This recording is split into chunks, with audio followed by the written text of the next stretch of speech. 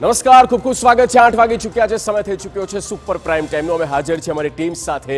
હું છું જગદીશ અને આજના સુપર પ્રાઇમ ટાઈમમાં સૌથી પહેલા આપણે વાત કરવાના છે મધ્ય ગુજરાતની। મધ્ય ગુજરાતથી લઈને ઉત્તર ગુજરાત અને દક્ષિણ ગુજરાત સુધી હાલ મેઘમહેર થઈ રહી છે। હજુ આગામી કલાકો આ જ રીતે ભારે રહેવાના છે।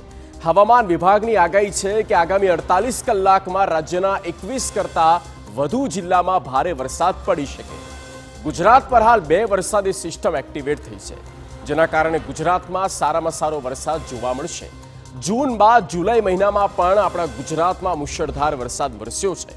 ગુજરાતમાં અત્યાર સુધી 48% વધુ વરસાદ થઈ ગયો।